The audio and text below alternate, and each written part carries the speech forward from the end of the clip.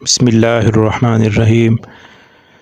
جوا، جسے عربی زبان میں قمار کا نام دیا جاتا ہے، در حقیقت ایک سے زیادہ فریقوں کے درمیان ایک ایسا معاہدہ جس میں ہر فریق نے کسی غیر یقینی واقعہ کی بنیاد پر اپنا کوئی مال اس طرح داؤ پر لگایا ہو کہ یا تو وہ مال بلا معاوضہ دوسرے فریق کے پاس چلا جائے گا یا دوسرے فریق کا مال پہلے فریق کے پاس بلا معاوضہ آ جائے گا۔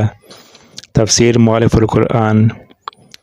اس تعریف سے واضح ہے کہ ہمارے ملک میں جاری مختلف انعامی اور لاٹری کی اسکیمیں کھلا جوا ہے، جس میں اللہ تعالیٰ اور اس کے رسول صلی اللہ علیہ وسلم کے احکام کی علی الاعلان خلاف ورزی کرتے ہوئے ایک گناہ کبیرہ کی دعوت عام دی جاتی ہے۔ اللہ تعالیٰ نے ارشاد فرمایا ہے، اعوذ باللہ من الشیطان الرجیم، یا ایھا الذین آمنوا انما الخمر والمیسر والانصاب والازلام رجز من عمل الشیطان فاجتنبوہ لعلکم تفلحون۔ اے ایمان والو، یہ جو شراب اور جوا اور بت اور پانسے ہے، یہ سب شیطان کے گندے کام ہے، سو ان سے بچتے رہو تاکہ تم نجات پاؤ۔ سورۃ المائدہ۔ سورۃ المائدہ میں اللہ تعالیٰ ارشاد فرماتے ہیں، حرمت علیکم المیتۃ۔ اس میں یہ ساری چیزیں گنوائی گئی ہے جو حرام ہے۔ حضرت علی رضی اللہ عنہ ایک قوم پر گزرے جو شطرنج کھیل رہے تھے، تو آپ رضی اللہ عنہ نے فرمایا، یہ کیا مورتیا ہے جس پر تم جم کر بیٹھے ہو، اس سے بہتر تھا کہ تم آگ کے انگاروں کو پکڑ لیتے۔ اللہ کی قسم، تم تو عبادت کے لیے پیدا کیے گئے تھے، یہ کس فضول چیز میں مشغول ہو؟ پھر فرمایا، شطرنج کھیلنے والا بڑا جھوٹا ہے۔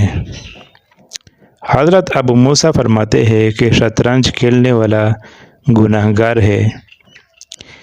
نبی کریم صلی اللہ علیہ وسلم ارشاد فرماتے ہیں کہ جب تم جوا کھیلنے والوں پر گزرو تو ان کو سلام نہ کرو، کیونکہ جب وہ جوا کھیلنے کے لیے اکٹھے ہوتے ہیں اور اس پر گزرتے ہیں تو شیطان اپنے پورے لشکر کے ساتھ گھس آتا ہے۔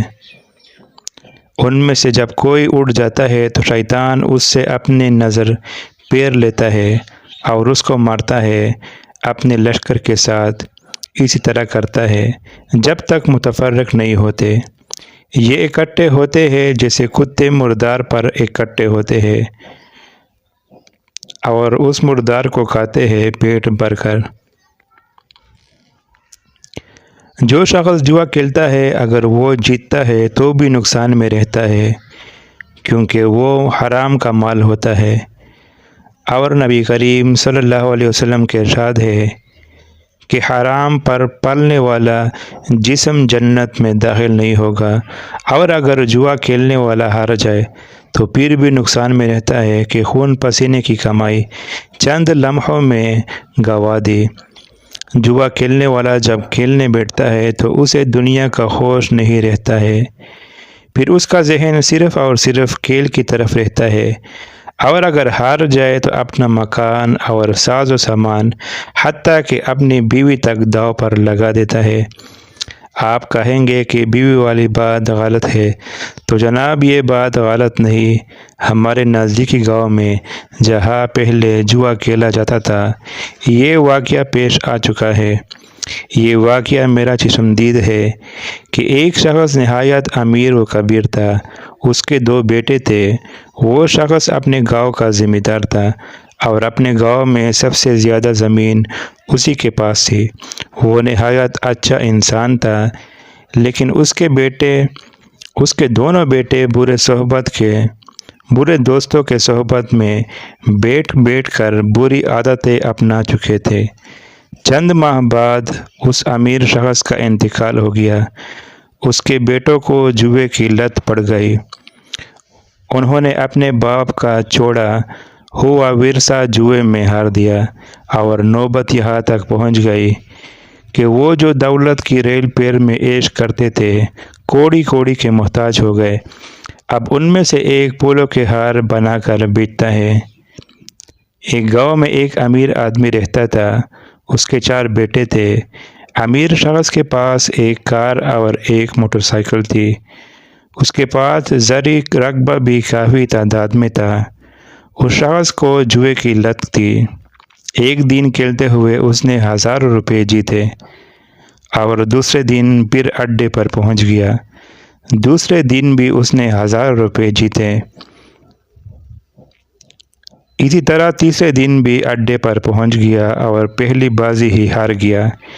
پھر بازی لگائی کہ شاید اس دفعہ جیت جائے، مگر وہ بھی ہار گیا اور اسی طرح امیدی اور نا امیدی کے باور میں پھنستا ہوا آخری بازی لگا دی اور اس میں اپنی کار، موٹر سائیکل اور جیتے ہوئے روپوں کے علاوہ اپنے گھر کے سامان سمیت سب کچھ داؤ پر لگا دیا اور یہ بازی ہار گیا۔